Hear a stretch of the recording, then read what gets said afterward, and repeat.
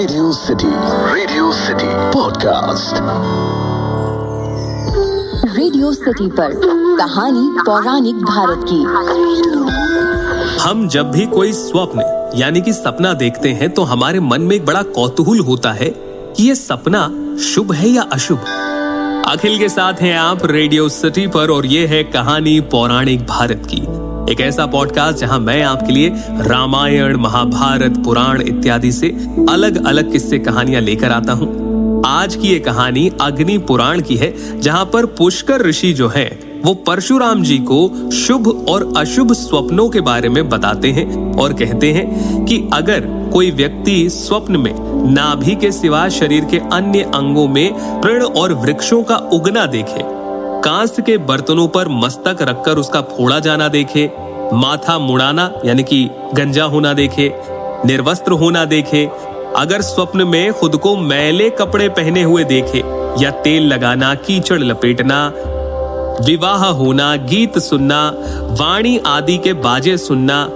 सर्पों को मारना, लाल फूल से भरे हुए वृक्षों को देखना, ऊंटों पर चढ़ना, चिड़ियों के मांस का भक्षण करना, तेल पीना, खिचड़ी खाना, चिता पर चढ़ना, ध्वजा का टूटना, ये अगर आपने सपने में देखा है। इसके अलावा सूर्य और चंद्रमा का गिरना, देवता, ब्राह्मण, राजा और गुरुओं का क्रोधित होना, नाचना, ब्याह करना, गीत गाना, अगर इस प्रकार के स्वप्न देखने को मिलते हैं तो ये सभी बुरे स्वप्न हैं। इन्हें देखने पर किसी दूसरे को ना बताएं और ऐसे स्वप्न देखकर फिर से सो जाना चाहिए। इसी प्रकार स्वप्न दोष की शांति के लिए स्नान बताया गया है, तिल का हवन बताया गया है, ब्रह्मा, विष्णु, शिव और सूर्य के गणों की पूजा बताई गई है और पुरुष सूक्त आदि का जप करना बताया गया है। अग्नि पुराण में पुष्कर ऋषि परशुराम जी से ये भी कहते हैं कि यदि रात्रि के पहले प्रहर में आप सपना देखते हैं तो उसका फल 1 वर्ष में मिलेगा,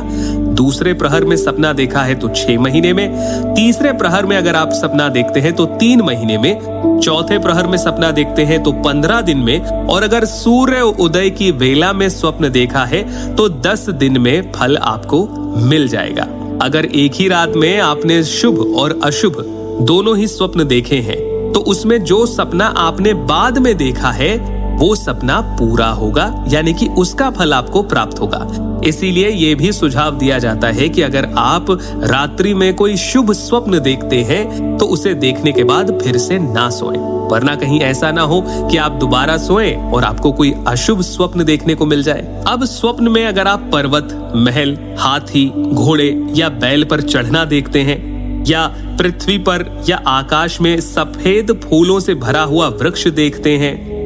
आप ये देखते हैं कि आपके सर के बाल पक गए हैं, तो इस तरह के जो सपने हैं वो उत्तम फल वाले माने गए हैं।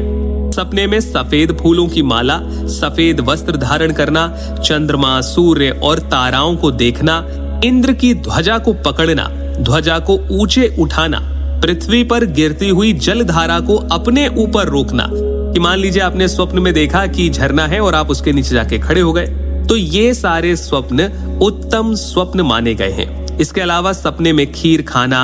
रक्त यानी कि खून देखना, दूध पीना, गाय के सींग इत्यादि देखना, ये सभी स्वप्न शुभ स्वप्न माने गए हैं। अच्छा, अब ये जितने सपने हैं ये हैं बहुत सारे। अगर आप इनके बारे में और जानना चाहते हैं